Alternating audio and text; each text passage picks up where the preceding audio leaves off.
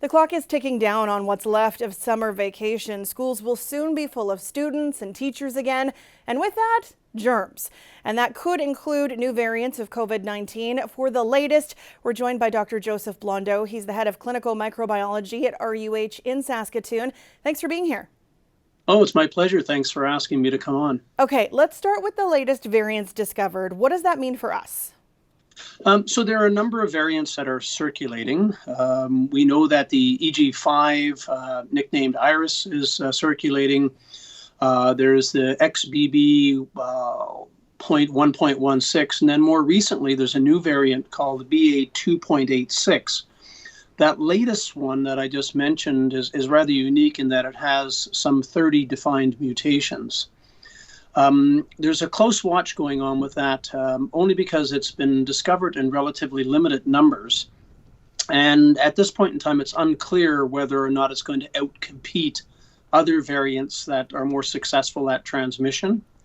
But what it means is that we're always constantly watching to see whether these variants will continue to spread within the population, which ones will be dominant, and more importantly, whether or not they would be neutralized, if you will, by the vaccine campaigns that we expect to occur this fall.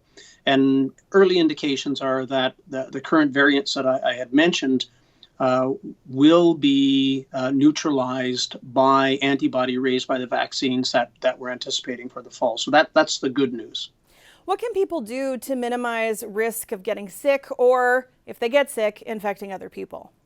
You know, Sam, we have a couple of years of data on this by which we were able to show that the policies that were put in place in the pandemic, things like masking and physical distancing, staying at home when you're sick, actually had a profound effect on the respiratory season during the middle of the pandemic, where we saw very little respiratory activity other than the COVID-19 strains that were circulating. So if we look at that information, we can say that those are the same types of things that we can be doing in the current respiratory season in order to protect ourselves and others. It's still okay to wear a mask. It's still okay to stay 6 feet away from other people. Hand washing becomes extremely important, as always.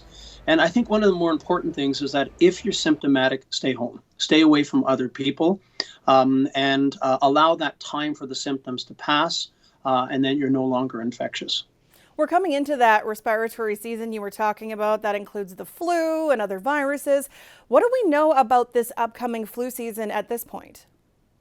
Well, I mean, at this point in time, it's all modeling and predictions, but I think we're expecting that we're going to see a lot of respiratory virus activity this fall. This is the first full fall, I guess, where we haven't been operating under many restrictions, or any restrictions, I should say.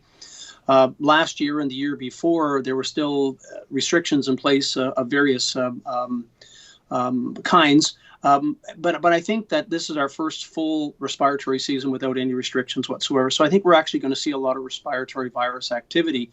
And it's not just COVID, but it will be influenza, and it will be a respiratory syncytial virus, rhinovirus, and some of these other viruses that are associated with common colds. And so I expect that we will be seeing all of them this fall. It's been a while since many of us had a vaccine booster.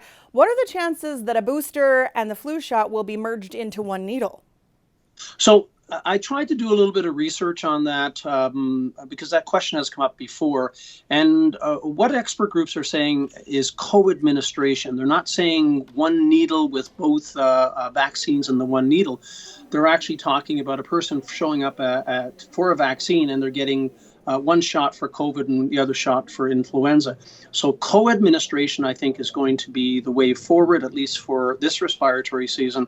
Whether or not a manufacturer comes out and is able to put both vaccines in the same needle, I guess that remains to be seen. Probably a possibility, but most of the chatter right now is co-administration. We know there's some new scientific data about those who are stuck with long COVID. What does it say? That is a really interesting study that just came out from the Washington School of Medicine in St. Louis, and they looked at individuals that were both hospitalized with COVID or those that were in the community and had COVID, and they looked at long COVID symptoms. And what their data showed was that 2 years after their initial infection, they may still be suffering from long COVID. And some of the effects can be still significant. If you are hospitalized with COVID, particularly if you're severely ill, some of the lingering effects of long COVID, they could be cardiac, they could be respiratory in terms of pulmonary function, gastrointestinal related, musculoskeletal related. They may still be prominent 2 years out, but just because you weren't hospitalized, say you were in the community and had a milder infection, but ended up with some long COVID symptoms, you may also still have those persisting for up to 2 years. And the reason why it's saying up to 2 years is because these are longitudinal studies and we need more time to pass to see how long these symptoms may persist. So what that tells me is that there's every bit of a reason for individuals to get out and get vaccinated. You don't want to be contracting this virus, especially if we have a preventative vaccine that's in place, because you really don't want to be one of these unfortunate individuals that end up with long COVID, and particularly those with symptoms that persist for really prolonged periods of time. Thanks so much for this, Dr. Blondeau. It's my pleasure. Be safe.